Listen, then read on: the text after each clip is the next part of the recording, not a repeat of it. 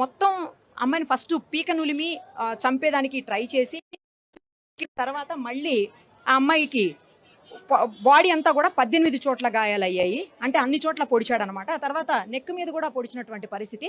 మొత్తంగా అది బాడీ మీద దాదాపు 25 చోట్ల పొడిచినటువంటి పరిస్థితి. ఎంత ఘోరంగా, దారుణంగా ఆ అమ్మాయి ఎట్టి పరిస్థితుల్లోనూ బ్రతకకూడదు.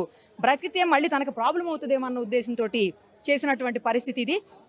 ఇంకొకటేంటంటే ఆ పక్కన బిల్డింగ్‌లో నుంచి వచ్చి చేసి మళ్ళీ కామ్‌గా ఇదే బిల్డింగ్‌లోకి తిరిగి వెళ్ళిపోవటం ఇంకా అత్యంత దారుణం. చూడండి అంటే అటు నుంచి రావడం, ఇటు వెళ్ళడం ఇదంతా గూడా ఎక్కడా గూడా ఎవ్వరు చూడలేదు.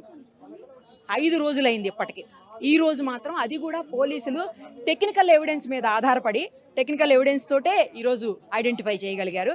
అది కూడా అతను ఆహ్, వాడేటువంటి ఫోను అంటే ఆ పిల్లోడు ఫోను వాడతాడంట. సో, ఆ ఫోను సిగ్నల్స్‌ని ఆధారంగా తీసుకొని, తర్వాత సీసీ కెమెరాస్‌లో ఫుటేజ్‌ని తీసుకొని, చుట్టుపక్కల మొత్తంగా 100 కెమెరాలు, 100 సీసీ ఫుటేజ్‌లు తీసుకున్నారు పోలీసులు. మొత్తంగా 100 ఫుటేజ్‌ని సేకరించారు.